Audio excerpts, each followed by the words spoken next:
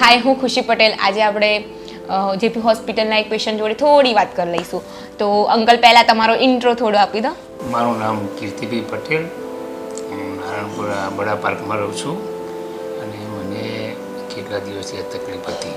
તો તમને ડૉક્ટર જય પટેલનો રેફરન્સ કોના થ્રુ મળેલો છે? ડૉક્ટર જય પટેલનો રેફરન્સ મારા મિત્રએ આપ્યો કે એના પરિવારમાં અહીં આવ્યા હતા, એના પરિવારના બધાને સારું થઈ ગયું એટલે મને એમ કે તું ચાલ ત્યાં. મને એ લઈને આવ્યો. તો તમને પ્રોબ્લેમ શું થઈ રહી હતી?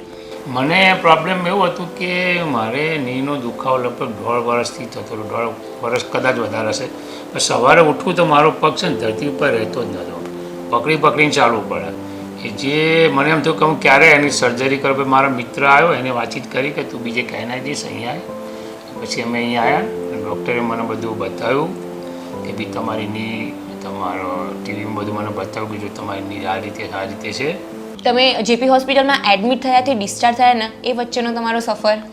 જો હું હોસ્પિટલમાં આવ્યો, ડૉક્ટરને બતાવ્યો, પછી મારી સર્જરી કરવાનું નક્કી કર્યું. પછી અહીંયા આવ્યો, સ્ટાફની જોડે મળ્યો, સ્ટાફની વર્તણૂક જોઈને ડૉક્ટરનો બી મને બી એ બહુ સરળ લાગ્યું કે એમણે મારી જોડે બહુ શાંતિથી વાતચીત કરી. પછી હું તૈયાર થઈ ગયો કે હવે મારે સર્જરી કરાવી છે.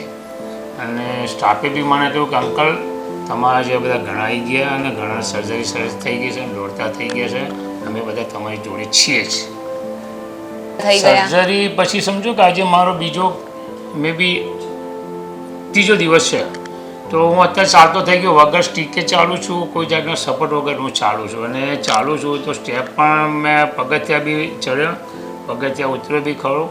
હવે અત્યારે મને કોઈ જાતનું એવું કંઈ છે ને કે મેં સર્જરી કરી. પહેલાં કરતાં ઘણી રાહત થઈ ગઈ.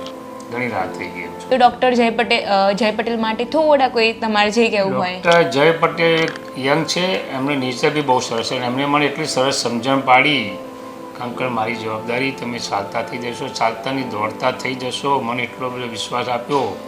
રિયલી એમને સર્જરી કરી તો હું એટલો હેપી છું. Thank you.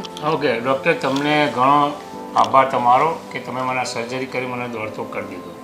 તો મને એમ હતું કે હું ક્યાં જઈશ ને ક્યાં સર્જરી કરીશ તો મારી બાકીની લાઈફ કેવી રીતે જશે, મને બહુ ચિંતા હતી. હવે એમ થયું કે ભાઈ હવે બાકીની લાઈફ હું મારી સારી રીતે જીવી શકીશ. હવે તો એક ટ્રીપ આઉટ ઓફ કન્ટ્રીની મારવાની હે ને? તૈયાર જ છે. Thank you.